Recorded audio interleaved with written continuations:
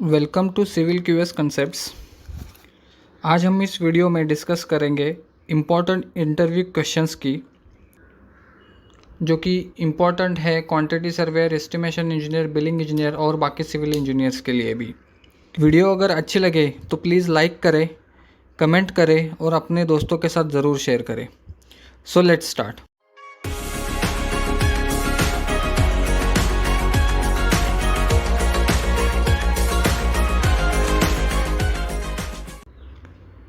Question number 1, which IS code is referred for BBS रिबार detailing. मतलब आपको पूछा जाता है कि जब भी आप BBS बनाते हैं तो BBS बनाने के लिए कौन सा IS कोड आप रेफ़र करते हैं। तो वो IS कोड है IS 2502-1963। ये IS कोड से हम BBS की डिटेलिंग रेफ़र करते हैं। Next question, question number 2, what is the mobilisation advance.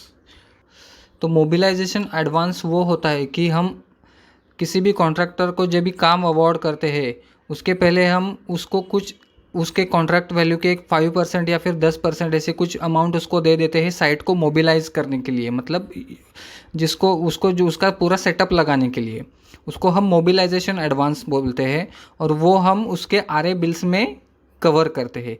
तो mobilisation advance is advance given for mobilization of site and is recovered from RA bills. Next question, what is BOQ।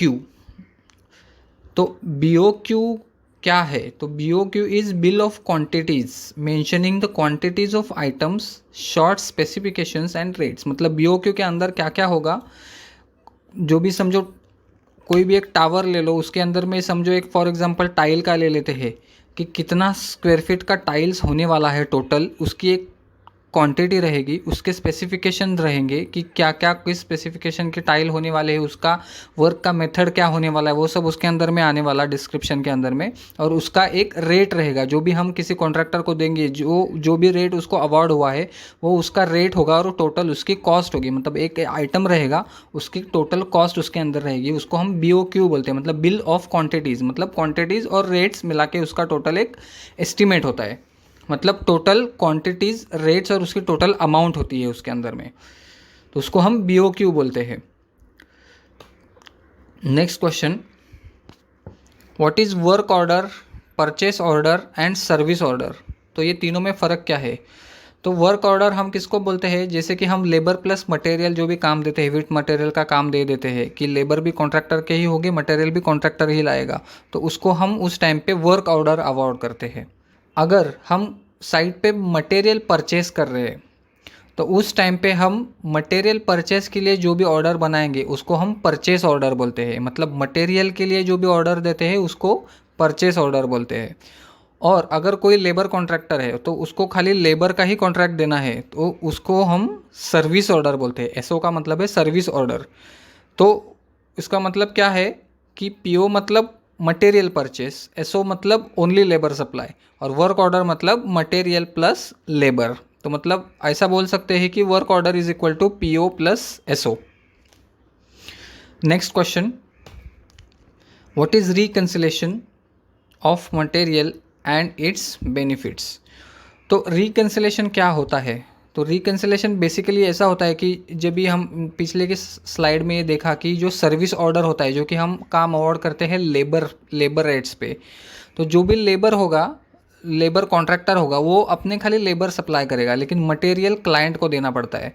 तो उस time पे material जो भी contractor को दिया उसके ऊपर में अपना कंट्रोल होना बहुत ज़रूरी होता है। तो उसके लिए हम रिकंसिलेशन करते हैं। मतलब एग्जाम्पल के लिए ले लेते हैं कि टाइलिंग का काम है 100 स्क्वायर फीट का, ठीक है। तो उसको मटेरियल समझो 150 स्क्वायर फीट का दिया, तो वो उसका वेस्टेज भी ज़्यादा कर सकता है, मिसयूज़ भी कर सकता है, जो भी कर सकता है। तो उसका हम ट्रैक कैसे रखेंगे। तो 100 स्क्वायर फीट के लिए हम समझो उसको 5% का हमने अलाउंस दे दिया, तो 105 स्क्वायर फीट का उसको समझो काम करना है, तो 150 माइनस 105 तो 45 स्क्वायर फीट बचता है वेस्टेज माइनस करने के बाद। तो ये 45 स्क्वायर फीट जो है उसको उसका हिसाब देना पड़ेगा और ये जो 45 स्क्वायर फीट है ये उसको वापस देने पड़ेंगे। इसी को हम रिकैंसिलेशन बोलते हैं। इसका बेनिफिट क्या है कि उसको वेस्टेज पे कंट्रोल होता है। अगर वो वेस्टेज ज़्यादा कर देता है, समझो हमने यहाँ पे 5% लिया तो उसने 15% कर दिया, तो वो जो कॉस्ट होगी एक्स्ट्रा 10% वेस्टेज की, तो वो हम उसके बिल में से रिकवर करेंगे। तो उसका कंट्रोल ऑन वेस्टेज होता है। तो मेजरमेंट चेक का मतलब क्या है कि मेजरमेंट, ये तो समझो 100 स्क्वायर फीट है, ऐसे हम समझो 12 लाख स्क्वायर फीट का काम हो रहा है, तो उसके अंदर में हम पूरा कंट्रोल तो नहीं रख सकते। तो उस टाइम पे क्या होता है कि अगर समझो आपका 12 लाख का मेजरमेंट है और आपका रिकन्सिलेशन मिल रहा है खाली 11,70,000 का, तो समझो ऊपर के 30,000 का रिकन्सिलेशन मिल नहीं रहा है। इसका मतलब क्या है कि ऐसा हो सकता है कि जो भी आपने मेजरमेंट निकाला है उसके अंदर में कोई भी क्लरिकल मिस्टेक है, तो उसको क्वांटिटी समझो कुछ ज़्यादा सर्टिफाई हो रही है। ये चीज़ भी हमें रिकन्सिलेशन में से पता चल जाती है। कॉस्ट कंट्रोल फॉर प्रोक्योरमेंट भी रिकन्सिलेशन का ही एक बेनिफिट है। तो ये होता है reconciliation. Next question, what is LD and lap in BBS. तो बीबीएस के बारे में ये क्वेश्चन पूछते हैं कि एलडी का मतलब क्या है और लैप का मतलब क्या है। तो LD is development length and lap मतलब लैप लेंथ हो गई। तो एलडी इज़ व्हाट कि joining of two structural members, मतलब बीम है और कॉलम है। बीम और कॉलम को जॉइंट करने के लिए जो भी हम एक्स्ट्रा रेनफोर्समेंट आगे छोड़ते हैं उसको हम एलडी बोलते हैं, डेवलपमेंट लेंथ।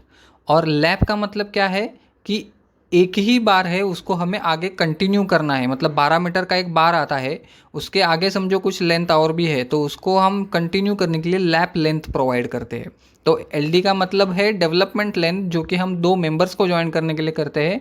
और लैप जो होता है वो एक ही मेंबर में एक ही बार को कंटिन्यू करने के लिए यूज़ होता है। नेक्स्ट क्वेश्चन,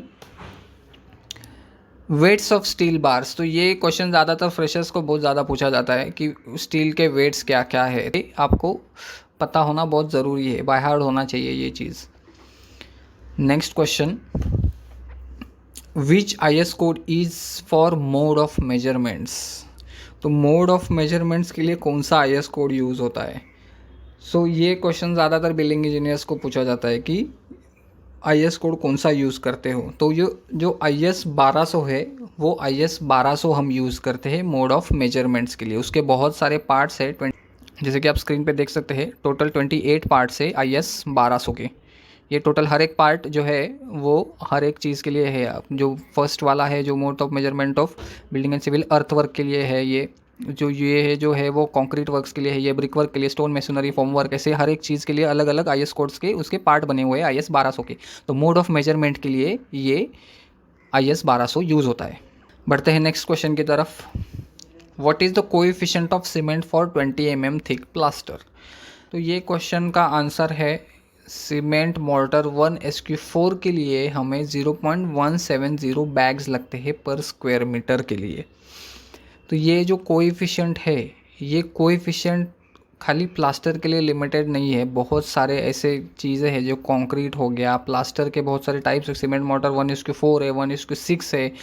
तो ये सब हमें पता होना ज़रूरी है, सीमेंट के कोएफिशिएंट्स जो होते हैं। आई होप आपको मेरी वीडियो अच्छी लगी होगी। अगर आप ऐसे ही सिविल इंजीनियरिंग रिलेटेड कंटेंट को देखना चाहते हैं तो चैनल को ज़रूर सब्सक्राइब करें। और अगर आपको किसी टॉपिक के बारे में वीडियो देखनी है तो कमेंट में ज़रूर लिखिए। Thanks for watching my video.